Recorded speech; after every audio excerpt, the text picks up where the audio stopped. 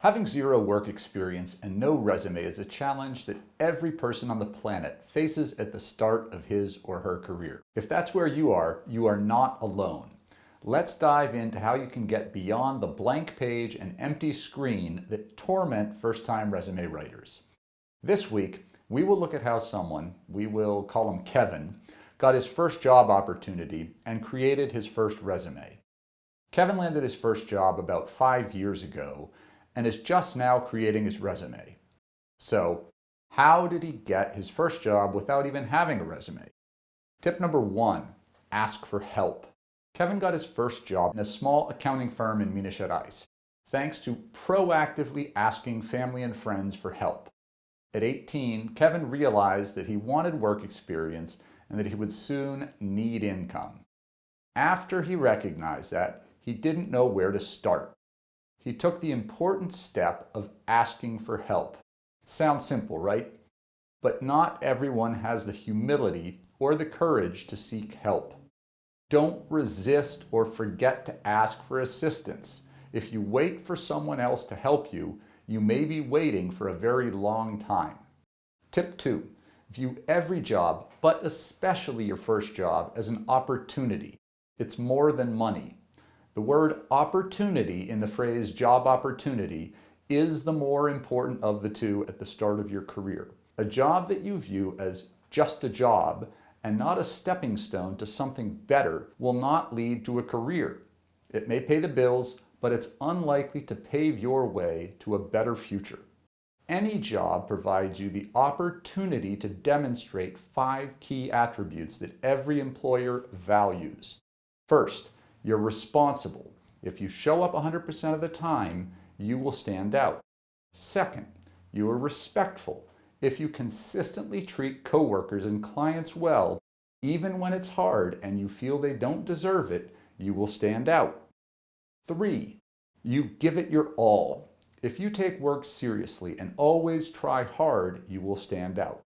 4th, if you show an ability to address company and customer problems, you will stand out. 5, you respond well to pressure. If you maintain calm, you will stand out. Tip number 3, don't limit yourself to thinking that you need to have a job to show job skills. Let me take a second to make sure you're not screaming at the screen, Jason, I don't have family and friends who can get me my first job, or I don't have a job to view as an opportunity or to list on my first resume. Think about the 5 attributes we just listed.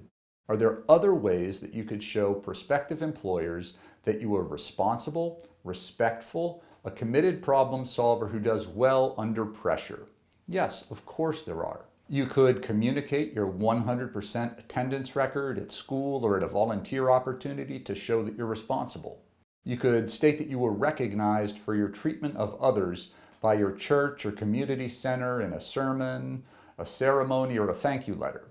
You could highlight that you were invited to represent a group of classmates or to serve as the captain of a team because of your hard work. You could show how you helped to solve recurring family child care problems by solely taking care of a younger sibling for 15 hours a week, 2 days a week. You could show how you successfully managed the pressures of simultaneously studying for the ENEM while caring for an 85-year-old grandfather with Alzheimer's or dementia.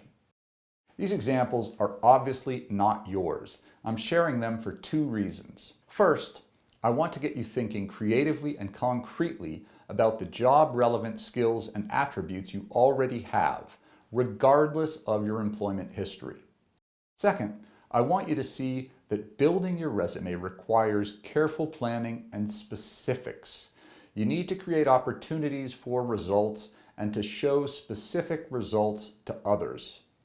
If someone from your same industry or age and job function can replace the name on your resume with their name, and the resume continues to be mostly true, your resume is not specific enough.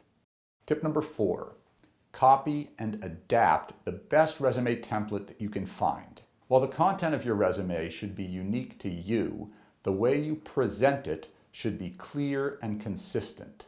In this area, don't reinvent the wheel when it comes to the format of your resume. Search for existing templates and select the one that best suits your needs.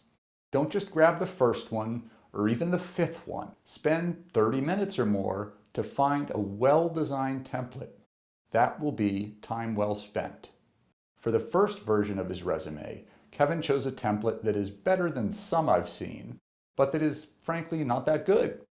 The first template he used does the following things well. First, it separates information into different sections, and it uses lines to make it easy to quickly identify different sections. It also includes key information such as companies, job functions, and dates for each of the entries. Those are good things. However, this template fails on important areas. First, way too much information is used at the top of the resume on the basic contact information. Second, the resume unnecessarily includes field names such as empresa, cargo, período. Readers will know that the company name is the company name and that the job function is the job function without including those labels. Third, the visual presentation of the date information should be moved to a location on the page that facilitates skimming the document. Don't expect or try to force readers to start at the top left corner of your resume and think that they're going to read each word until the end. They won't. Tip 5. Focus on key results and how you achieve them. Thanks to Kevin's success getting his first job and gaining 5 years of experience before drafting this first resume, the professional experience section of his resume is the most important. For many young or first-time resume writers, the education section might be the most important. It's good that Kevin identified a range of activities, taxes, tools, and other things that he's familiar with in his first draft of the resume. Unfortunately, he only gives a laundry list of items, and he doesn't provide additional context. His Atividades Desenvolvidas section should show us the most impressive cases where he has used his knowledge of tax processes and systems to address specific client challenges at specific points in time. His bullets in this section should demonstrate how he solved the challenges in a way that brought the most benefit to his company and to his company's clients. It should include both quantitative and qualitative context and results. Tip number 6, revise your resume based on external input. After you've overcome the initial concerns and challenges of diving into your resume and finished a first draft, ask someone with knowledge and judgment you trust to provide feedback. It was only after speaking with Kevin about his professional history that I learned he started at his employer as an office assistant. A 45-minute one-on-one probing conversation led me to a much clearer understanding about Kevin. I concluded that the first draft of his resume overlooked 3 internal promotions. It also failed to mention relevant details about how many clients he supports and the significant diversity of both the size and sectors of those customers. What I knew about Kevin from his near-perfect weekly attendance record as a global student ambassador at UniInter and our meetings in which he actively participates in the group and is enthusiastic and mature and intelligent is that his resume did not line up with his experience. He had a lot more to offer.